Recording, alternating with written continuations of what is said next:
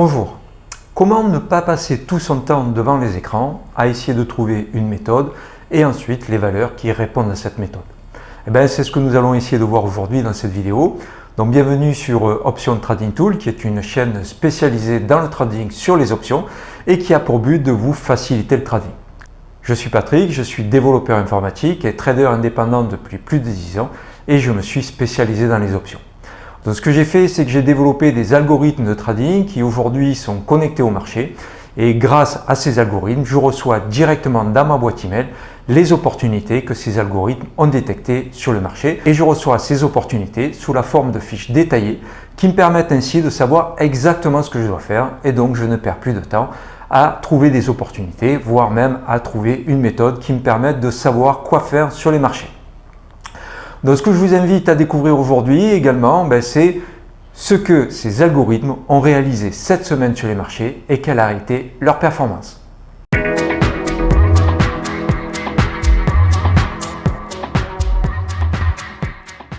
Du côté du marché, donc comme on peut le voir ici, nous avons ouvert lundi à ce niveau-là pour clôturer vendredi à ce niveau-là. Donc on a connu une semaine positive et haussière que l'on peut évidemment constater également sur le chart weekly où nous avons ouvert donc avec un gap ici et nous avons clôturé ici à la hausse, cassant ainsi les plus hauts récemment atteints il y a maintenant 2 semaines. Et pas de contradiction du côté du VIX puisque nous avons ouvert ici pour clôturer ici, soit une baisse du VIX qui est venue maintenant rejoindre les plus bas qui ont été réalisés il y a maintenant quelques semaines. Donc le VIX, à l'inverse du SPY, dans la mesure où le SPY a monté, le VIX, lui, de son côté, a baissé. Du côté des secteurs, donc correction haussière après la baisse enregistrée sur le basique matériel. Au niveau des communications et services, consolidation latérale. Le consumer cyclical continue sur sa hausse. Les consumers défensifs, après avoir latéralisé pendant quelques semaines, semblent vouloir casser par le haut le range ainsi établi. Les énergies, de son côté, continuent à consolider dans le range que nous avons connu. Les financières, quant à elles, continuent leur tendance haussière. Le healthcare a quant à lui corrigé la baisse enregistrée depuis maintenant plusieurs semaines. Les industriels continuent sur leur tendance haussière. Le real estate est toujours dans son range entre les plus hauts atteints sur les niveaux ici et le plus bas atteint ici. Du côté des technologiques, on consolide latéralement et les utilities, quant à elles, continuent sur leur tendance haussière. Du côté des programmes, nous avons cette semaine clôturé donc 96 opérations pour un taux de réussite de quasiment 70% et un retour sur investissement de plus de 15%. On peut voir que du début au milieu de la semaine, les choses ont été un petit peu compliquées puisque on a un petit peu monté puis finalement rebaissé et on a finalement terminé donc la semaine sur une belle hausse de l'equity curve, nous amenant donc à un 15% de retour sur investissement sur l'ensemble de la semaine. Côté des statistiques, ce sont donc les put credit spread qui ont clôturé le plus grand nombre d'opérations de cette semaine, avec 40% d'entre elles, quasiment 41%, suivi de près par les call debit spread et les iron condor. Au niveau de la participation de chacune des stratégies au niveau des pertes, ce sont les call debit spread qui ont participé à hauteur de quasiment 74% et les put credit spread de leur côté à peine 10%. Par contre, du côté des gains, ce sont toujours donc les call debit spread qui participent majoritairement aux gains qui sont réalisés sur l'ensemble des stratégies. Donc là, on est pour les call debit spread à 71% et les put credit spread sont de leur côté, quant à eux, à quasiment 20%. Du côté des stratégies, donc on voit que toutes les stratégies qui ont clôturé les trades cette semaine ont occasionné des gains, sauf les strangle buy qui, eux, ont occasionné des pertes. Au niveau de la participation des gains de chacun des secteurs, on peut voir que majoritairement les secteurs ont gagné, en dehors des materials, des défensives et des cyclicals. La participation de chacun des secteurs quant à la clôture des trades sur la semaine est relativement bien répartie entre les tech, les com, les healthcare, les ETF, etc. Du côté des taux de réussite et des taux d'échec, donc on peut voir que les strangle buy ont réalisé 100% de taux d'échec. Tous les trades qui ont été clôturés cette semaine se sont clôturés par des pertes. Du côté des put debit spread, on voit qu'on a un taux de réussite de 50% et donc forcément un taux d'échec de 50%. Mais par contre, on a occasionné plus de gains lorsque les trades ont été gagnants que de pertes lorsqu'ils ont été perdants. Au niveau donc des call debit spread, on a des taux de réussite légèrement inférieurs au taux d'échec, mais on a par contre des gains qui sont autour de 161% lorsqu'ils sont à peine de 82%.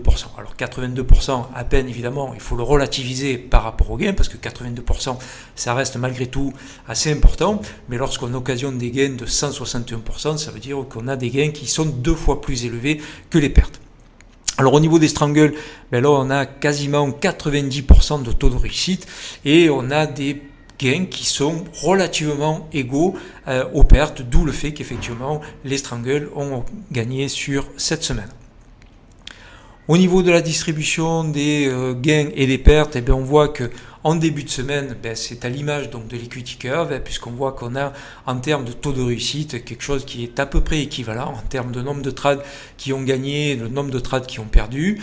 Par contre, on a des pertes qui sont de manière générale plus importantes que la moyenne des gains lorsqu'ils sont réalisés, même si on a de très beaux gains qui sont réalisés très probablement soit par les put debit spread ou les call debit spread, puisque lorsqu'on est autour de 160 ou 220% de retour sur investissement, on est forcément dans des debit spread plutôt que dans des crédit spread.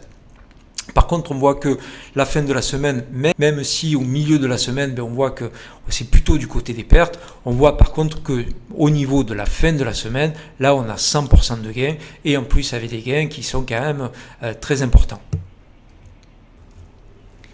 Alors maintenant, retour au programme, mais depuis le début de la mise en production, à savoir donc le 25 octobre 2023. Nous avons donc aujourd'hui clôturé 4452 opérations, pour un taux de réussite de quasiment 69% et un retour sur investissement de un petit peu plus de 188%.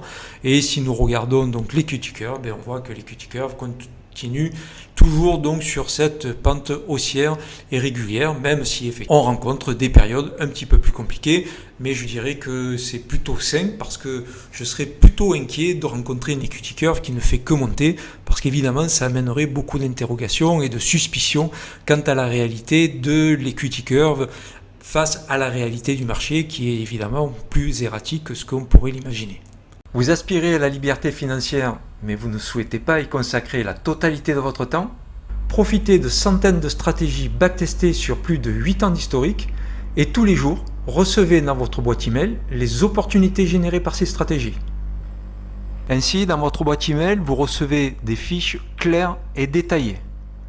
Vous savez quand, le jour où vous recevez l'opportunité, vous savez quoi, le ticker, ici NVDA, vous savez le type de stratégie que vous devez ouvrir, ici un long call debit spread, les strikes que vous devez acheter et le strike que vous devez vendre, et vous connaissez également la date d'échéance pour laquelle le trade doit être ouvert.